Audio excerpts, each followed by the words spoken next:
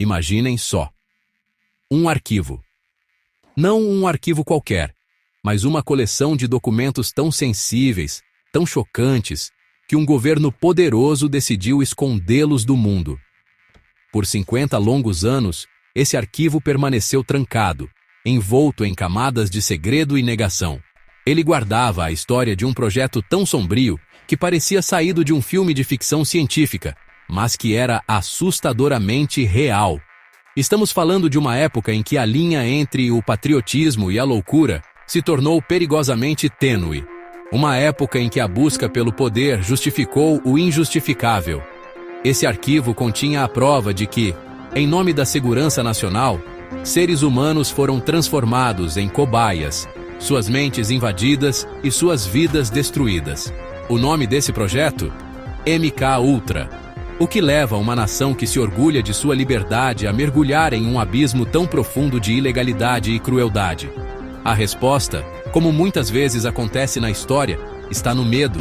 O medo de um inimigo, o medo de perder uma guerra ideológica, o medo de ficar para trás na corrida pelo poder. Os documentos do MKUltra não contavam apenas uma história de espionagem. Eles contavam uma história sobre a fragilidade da ética humana quando confrontada com o pânico.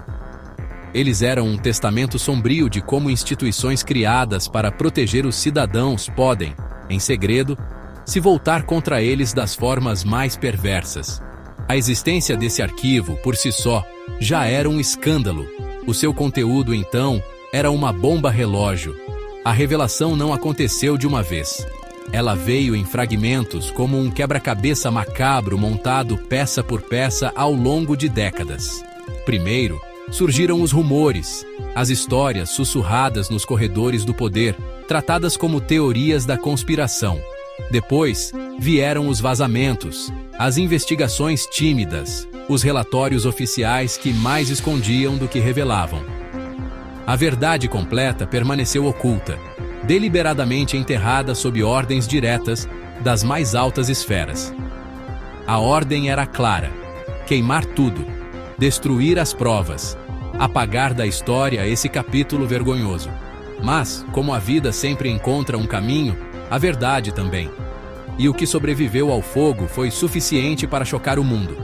A jornada para desvendar o MKUltra é uma viagem ao coração das trevas do poder. É uma história que nos força a questionar tudo o que pensamos saber sobre governos, sobre ciência e sobre os limites da mente humana. É um lembrete de que os maiores monstros não vivem em terras distantes ou em contos de fadas.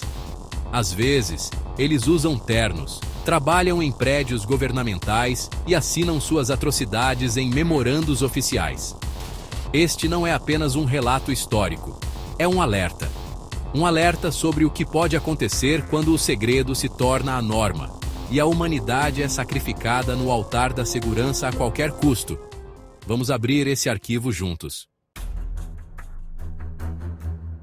Para entender o MKUltra, precisamos voltar no tempo. Vamos para o final da Segunda Guerra Mundial e o início da Guerra Fria. O mundo estava dividido em dois. De um lado, os Estados Unidos e seus aliados capitalistas. Do outro, a União Soviética e seu bloco comunista. Não era uma guerra de tiros e bombas no campo de batalha tradicional. Era uma guerra de sombras. Uma guerra de espionagem, de propaganda, de influência. Uma disputa para ver quem controlaria o futuro do planeta. E nessa disputa qualquer vantagem, por menor que fosse, parecia valer a pena. A paranoia era o ar que se respirava. O inimigo estava em toda parte, real ou imaginado. Nesse clima de tensão extrema, surgiram relatos assustadores. Histórias de que os soviéticos, chineses e norte-coreanos haviam desenvolvido técnicas de lavagem cerebral.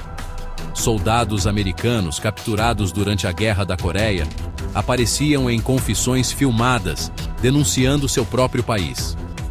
Para os líderes da inteligência americana, isso era a prova de que o inimigo tinha uma arma nova e terrível. Uma arma capaz de reprogramar a mente humana, de apagar a lealdade e implantar novas ideias. A CIA, A agência de inteligência dos Estados Unidos entrou em pânico. Eles não podiam ficar para trás. Precisavam não apenas entender o controle mental, mas dominá-lo. Foi nesse caldeirão de medo e obsessão que nasceu o projeto MKUltra, em 1953. A lógica era simples e aterrorizante. Para combater um monstro, era preciso criar um monstro ainda maior. A CIA recebeu um cheque em branco. Tinha permissão para fazer o que fosse necessário, contornando as leis, a ética e qualquer noção de decência humana, para encontrar a chave da mente. O objetivo era claro: desenvolver técnicas para controlar o pensamento e o comportamento de indivíduos. Queriam criar soros da verdade que realmente funcionassem, agentes que não pudessem ser quebrados sob tortura e, no extremo, espiões programados para matar sem sequer se lembrarem do que fizeram. O projeto foi colocado sob a direção de um homem chamado Sidney Gottlieb, um químico brilhante, mas com uma bússola moral completamente distorcida. Ele e sua equipe receberam a tarefa de explorar todas as possibilidades, não importando o quão bizarras ou perigosas.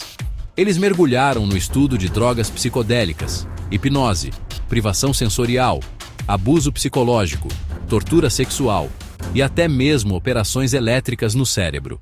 A busca pela arma de controle mental definitiva havia começado, e as primeiras vítimas não seriam espiões inimigos em terras distantes. Seriam cidadãos comuns, dentro de suas próprias fronteiras, que não tinham a menor ideia de que haviam se tornado ratos de laboratório em uma guerra secreta.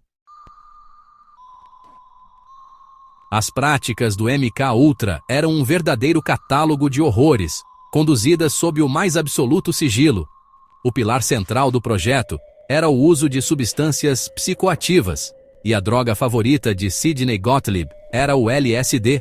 A CIA comprou praticamente todo o estoque mundial da substância na década de 1950. Eles acreditavam que o LSD tinha o poder de desintegrar a personalidade de uma pessoa, deixando sua mente aberta e vulnerável à sugestão. A partir daí, os experimentos se espalharam como um câncer. Agentes da própria CIA, sem saber, recebiam doses de LSD em seus cafés matinais, apenas para que seus colegas pudessem observar e tomar notas sobre suas reações, seu pânico e sua confusão mental. Mas o uso de drogas era apenas o começo. Os pesquisadores do MKUltra exploraram uma vasta gama de métodos para tentar quebrar a vontade humana. A hipnose era uma área de grande interesse. Eles tentaram criar gatilhos hipnóticos, palavras ou gestos que pudessem levar uma pessoa a executar uma ação complexa, como cometer um assassinato, sem ter consciência disso. Combinavam a hipnose com drogas e tortura psicológica para aumentar a eficácia. As vítimas eram submetidas à privação de sono por dias, bombardeadas com ruídos repetitivos, isoladas em tanques de água escura por horas a fio. O objetivo era sempre o mesmo: apagar a identidade existente para poder escrever uma nova por cima. O mais chocante de tudo era a escolha das vítimas. O MKUltra não se limitou a testar seus métodos em prisioneiros ou agentes inimigos. O projeto se infiltrou na sociedade.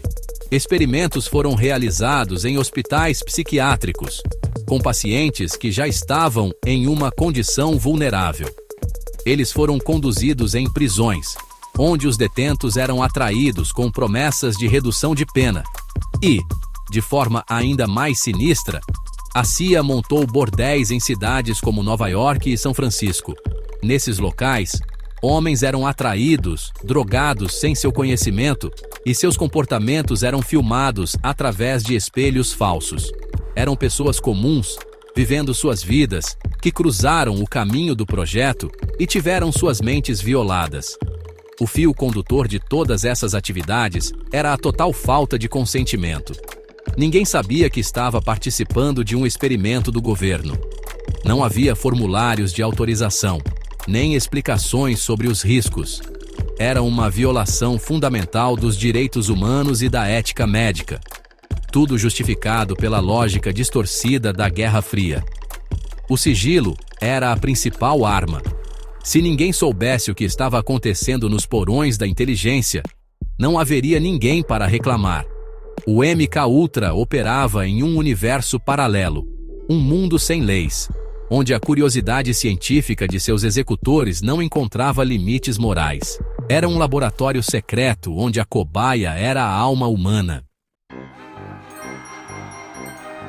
No início da década de 1970, o clima político nos Estados Unidos começou a mudar.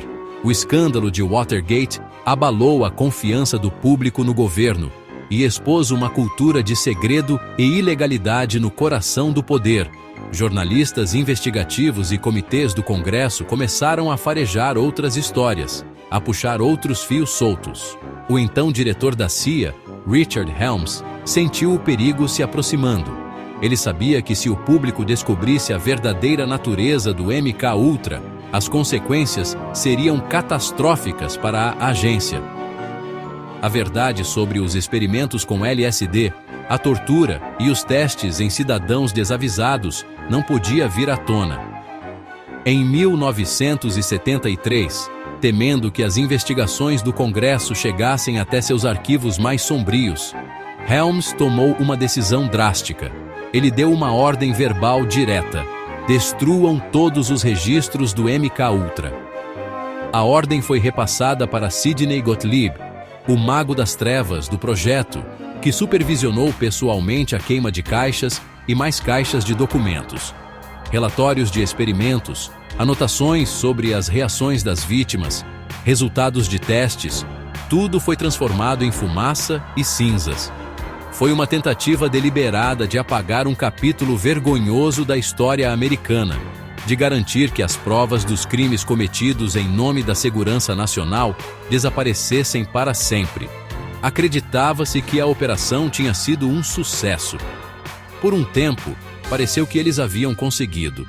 Quando o Comitê Church do Senado começou a investigar os abusos da CIA em 1975, os funcionários da agência podiam simplesmente dizer que os registros não existiam mais. Sem documentos, era a palavra deles contra os rumores. A investigação sobre o controle mental parecia ter chegado a um beco sem saída. A destruição dos arquivos criou um muro de silêncio quase intransponível. O mundo talvez nunca soubesse a extensão total das atrocidades cometidas. A história do MKUltra estava destinada a se tornar apenas mais uma teoria da conspiração, sem provas concretas para sustentá-la. O fogo parecia ter consumido a verdade, mas o destino, às vezes, tem um senso de ironia. Em meio à pressa para destruir tudo, alguém cometeu um erro burocrático, quase banal. Os documentos financeiros do projeto, os pedidos de verbas e os registros de pagamentos estavam arquivados em um departamento diferente. Por um lapso administrativo, cerca de 20.000 páginas de documentos relacionados aos orçamentos e propostas de projetos do MKUltra não foram destruídas. Esses papéis não continham os detalhes gráficos dos experimentos, mas listavam os nomes das instituições, dos pesquisadores e os valores gastos. Eles eram o fio da meada, a ponta do iceberg que, por puro acaso, sobreviveu ao incêndio e permitiu que os investigadores começassem a reconstruir o que realmente aconteceu. Os 20.000 documentos financeiros que sobreviveram por acaso foram como um mapa do tesouro macabro. Eles não mostravam o tesouro em si, mas indicavam onde procurar. Ao seguir o rastro do dinheiro, os investigadores do Congresso começaram a desvendar a vasta rede criada por Sidney Gottlieb. Os papéis revelaram que o MKUltra não era um pequeno projeto isolado. Era uma operação gigantesca, com mais de 150 subprojetos espalhados por todo o país e até no exterior. O dinheiro da CIA fluiu para 80 instituições, incluindo 44 universidades e faculdades, além de hospitais, prisões e empresas farmacêuticas. Muitas dessas instituições nem sabiam que a fonte do financiamento era a agência de espionagem. A partir desses documentos, os investigadores puderam convocar testemunhas e juntar as peças do quebra-cabeça. As revelações eram mais chocantes do que qualquer um poderia ter imaginado. Os documentos confirmaram o uso sistemático de LSD em cidadãos americanos sem o seu conhecimento ou consentimento.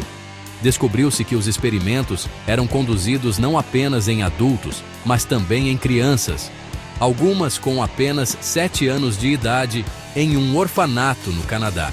Pacientes com câncer terminal recebiam drogas experimentais sob o pretexto de que era parte de seu tratamento, apenas para que os pesquisadores pudessem estudar os efeitos das substâncias em pessoas debilitadas. A busca pelo controle da mente não tinha barreiras éticas. O nome de Sidney Gottlieb aparecia em toda parte. Ele era o cérebro por trás de tudo. Os documentos mostraram que ele viajou o mundo em busca de venenos exóticos e drogas naturais, e que supervisionou a criação de kits de assassinato para agentes da CIA. Um desses kits, por exemplo, continha uma toxina biológica que poderia ser aplicada em uma escova de dentes para matar um alvo de forma que parecesse uma doença natural. Gottlieb e sua equipe estavam envolvidos no desenvolvimento de métodos de tortura psicológica, que mais tarde seriam usados em interrogatórios. Ele era a personificação da ciência a serviço da crueldade, um homem que acreditava que os fins justificavam absolutamente qualquer meio. A investigação, liderada pelo senador Frank Church e pelo Comitê Rockefeller, trouxe esses horrores à luz do dia. O público americano ficou chocado ao descobrir que sua própria agência de inteligência havia conduzido experimentos dignos de um regime totalitário contra seus próprios cidadãos. A revelação forçou a CIA a admitir a existência do projeto e levou a audiências públicas televisionadas que prenderam a atenção da nação. A caixa de Pandora de Gottlieb havia sido aberta, e os demônios que saíram dela mancharam para sempre a imagem das instituições de segurança dos Estados Unidos. A verdade, mesmo que parcial, era devastadora. Por trás das estatísticas e dos relatórios frios do MK-Ultra, existem histórias humanas, histórias de vidas destruídas, de famílias destroçadas pela paranoia e pelo segredo do governo. Talvez nenhum caso ilustre a tragédia do projeto de forma mais pungente do que o de Frank Olson. Olson não era um prisioneiro ou um paciente psiquiátrico. Ele era um cientista do exército americano, um bacteriologista que trabalhava em projetos ultra-secretos de guerra biológica em Fort Detrick, Maryland. Ele colaborava de perto com a CIA e com Sidney Gottlieb. Olson era um homem de dentro do sistema, um patriota que acreditava estar servindo ao seu país. Em novembro de 1953, Olson participou de um retiro secreto com vários colegas da CIA, incluindo o próprio Gottlieb. Em uma noite, sem aviso e sem seu consentimento, Gottlieb adicionou LSD à bebida de Olson e de outros cientistas presentes. O objetivo, segundo Gottlieb, era observar os efeitos da droga em pessoas que não sabiam que a haviam consumido. Para a maioria, a experiência foi desconcertante, mas passou. Para Frank Olson, no entanto, foi o início de um pesadelo. Ele, que já tinha dúvidas sobre a moralidade do trabalho que fazia, sofreu uma grave crise psicológica. Ele se tornou paranoico, deprimido, e expressou o desejo de abandonar seu trabalho ultra-secreto. Os colegas de Olson na CIA ficaram alarmados. Não com sua saúde mental, mas com o fato de que um homem que conhecia tantos segredos estava se tornando instável. Eles o levaram para Nova York, supostamente para receber ajuda psiquiátrica de um médico ligado à agência. 9 dias depois de ter sido drogado na madrugada de 28 de novembro de 1953, Frank Olson caiu da janela do seu quarto de hotel no 13º andar. Ele morreu na calçada. A CIA rapidamente classificou a morte como um suicídio, resultado de uma depressão nervosa. Por mais de 20 anos, essa foi a história que sua família recebeu. Eles viveram com a dor e a vergonha, acreditando que ele havia tirado a própria vida. A verdade só começou a aparecer em 1975, com as revelações do Comitê Church. A família Olson descobriu, através de um relatório do governo, que Frank havia sido drogado com LSD dias antes de sua morte. A história oficial do suicídio começou a desmoronar. Em 1994, a família exumou o corpo de Olson para uma nova autópsia. As evidências sugeriam que ele não havia pulado, mas sim que havia sido golpeado na cabeça e depois jogado da janela. A morte de Frank Olson passou de suicídio para um provável assassinato, cometido para silenciar um homem que sabia demais e que se tornou um risco para a segurança do projeto. Sua história deu um rosto humano e trágico à crueldade abstrata do MKUltra. Apesar das revelações chocantes da década de 70, a história completa do MKUltra permanece envolta em mistério. A destruição deliberada da maioria dos arquivos em 1973 foi terrivelmente eficaz. Os 20 mil documentos financeiros que sobreviveram nos deram um esqueleto, mas a carne e o sangue da operação, os relatórios detalhados dos experimentos, as gravações, as anotações sobre as reações das vítimas, foram perdidos para sempre. Isso significa que nunca saberemos a verdadeira escala do projeto. Quantas pessoas, ao todo, foram usadas como cobaias? Quantas vidas foram permanentemente danificadas ou perdidas? Essas são perguntas para as quais talvez nunca tenhamos respostas completas. Além dos arquivos que foram transformados em cinzas, muitos dos documentos que foram eventualmente liberados ao público, sob a Lei de Liberdade de Informação, estão fortemente censurados. Páginas inteiras são cobertas por tarjas pretas, escondendo nomes, locais e detalhes específicos das operações. O governo continua a justificar essa censura com base na segurança nacional, mesmo décadas após o fim do projeto. Essa prática de esconder informações alimenta a suspeita e a desconfiança, o que ainda é tão sensível a ponto de precisar ser mantido em segredo depois de tanto tempo. A censura sugere que há partes da história que o governo ainda considera perigosas demais para serem conhecidas pelo público. Essa falta de transparência levanta uma questão ainda mais perturbadora. O MKUltra realmente acabou? Oficialmente, a CIA afirma que todos os programas de controle mental foram encerrados na década de 70. No entanto, a própria natureza secreta dessas operações torna impossível verificar essa afirmação. Críticos e pesquisadores argumentam que é ingênuo acreditar que a agência simplesmente abandonou uma área de pesquisa que considerava tão vital. É mais provável, dizem eles, que os projetos não tenham terminado, mas sim que tenham se tornado ainda mais secretos, escondidos sob novos nomes e camadas mais profundas de sigilo, talvez utilizando tecnologias mais avançadas. A herança do MKUltra não está apenas nos arquivos queimados ou nas páginas censuradas. Ela está na dúvida persistente sobre a continuação de programas similares. A tecnologia evoluiu de maneiras que Sidney Gottlieb mal poderia sonhar. Hoje, temos a neurociência, a manipulação genética, a inteligência artificial e a vigilância digital em massa. O potencial para o controle e a manipulação do comportamento humano é exponencialmente maior do que era na era do LSD. A história do MKUltra nos força a perguntar: se eles fizeram aquilo com a tecnologia que tinham, o que poderiam estar fazendo com a tecnologia que têm hoje? A escuridão do passado lança uma longa sombra sobre o presente. O legado mais profundo do MKUltra talvez não seja o detalhe de seus experimentos cruéis, mas sim a quebra fundamental da confiança entre os cidadãos e seu governo. A ideia de que uma agência criada para proteger uma nação poderia, em segredo, usar seus próprios cidadãos como cobaias em experimentos perigosos e antiéticos é algo que abala os alicerces de qualquer democracia. A revelação do projeto não foi apenas um escândalo de espionagem, foi uma traição. Mostrou que a portas fechadas, as regras não se aplicavam, e que a vida e a sanidade de pessoas comuns podiam ser sacrificadas em nome de uma obscura definição de segurança nacional. Essa traição deixou cicatrizes duradouras na psique coletiva.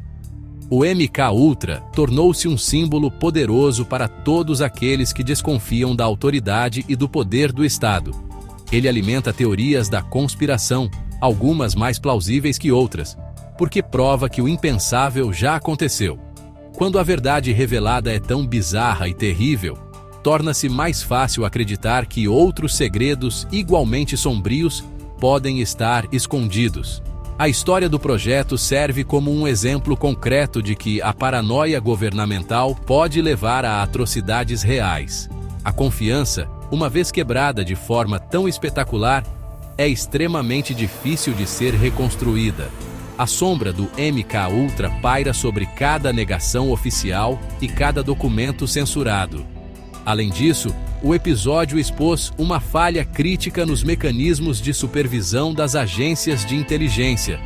O MKUltra operou por mais de uma década com financiamento público, mas com praticamente nenhuma supervisão do Congresso ou da Casa Branca. Foi um Estado dentro do Estado, com suas próprias regras e sua própria moralidade distorcida. As audiências do Comitê Church levaram a reformas destinadas a aumentar o controle sobre a comunidade de inteligência. Mas muitos se perguntam se essas reformas são suficientes. O mundo da segurança nacional é, por sua natureza, um mundo de segredos. E onde há segredo, há sempre o potencial para o abuso de poder florescer longe dos olhos do público. A história do MKUltra nos ensina uma lição desconfortável sobre a natureza humana e o poder. Ela mostra que pessoas comuns, cientistas, médicos e funcionários públicos podem participar de atos terríveis, se acreditarem que estão servindo a uma causa maior. A lógica da guerra, mesmo uma guerra fria e sombria, pode suspender a moralidade comum e justificar o injustificável. A sombra do projeto nos lembra que a vigilância constante e o ceticismo saudável em relação ao poder não são atitudes de paranoia, mas sim ferramentas essenciais para a preservação da liberdade e da dignidade humana. A confiança não pode ser cega. Ela precisa ser conquistada e constantemente verificada. Chegamos ao fim da nossa jornada por este arquivo sombrio. Mas a história não termina aqui. Ela termina com uma pergunta. Uma pergunta que ecoa desde que os primeiros documentos do MKUltra vieram à luz e que se torna mais relevante a cada novo avanço tecnológico e a cada nova crise global. Se o governo foi capaz de esconder um projeto dessa magnitude por décadas, mentindo para o público, para o Congresso e para as famílias das vítimas, o que mais ele poderia estar escondendo agora mesmo, em 2025? Essa não é uma pergunta retórica. É o cerne da questão que o MKUltra nos deixou como herança. A verdade completa sobre o projeto provavelmente morreu com seus perpetradores e foi transformada em cinzas nos incineradores da CIA. Nunca saberemos todos os nomes, todas as vítimas, todos os métodos. E essa incompletude é, em si, uma forma de violência. Ela nega o fechamento para as famílias e nega à sociedade a chance de entender plenamente a profundidade do abismo em que suas instituições mergulharam. A história do MKUltra é um lembrete permanente de que a história oficial é, muitas vezes, uma versão editada e higienizada dos fatos. A verdade real, crua e desconfortável, muitas vezes reside nas páginas que foram arrancadas ou nas palavras que foram cobertas de preto. Vivemos em uma era de vigilância em massa, onde nossos dados são coletados, nossas conversas são monitoradas e nossos movimentos são rastreados. A tecnologia para influenciar, se não controlar, o comportamento humano em larga escala já existe e está se tornando cada vez mais sofisticada. A tentação para os governos e as corporações de usar essas ferramentas para seus próprios fins é imensa. A história do MKUltra nos adverte para não sermos ingênuos. A busca pelo poder e pelo controle não desapareceu com o fim da Guerra Fria. Ela apenas mudou de forma, adaptou-se aos novos tempos e às novas tecnologias. Então, a pergunta final permanece, pairando no ar como fumaça. Será que um dia a verdade completa sobre o MK Ultra será revelada? E, mais importante, existem outros MK Ultras acontecendo hoje, escondidos atrás de portas fechadas e nomes de códigos secretos? Não temos como saber com certeza. E essa incerteza é, talvez, o legado mais assustador de todo o projeto. Ele nos deixou com a consciência desconfortável de que, quando se trata do que os governos fazem em segredo, a verdade pode ser não apenas mais estranha que a ficção, mas também muito mais aterrorizante. E cabe a nós, cidadãos, continuar perguntando, continuar investigando e nunca aceitar o silêncio como resposta.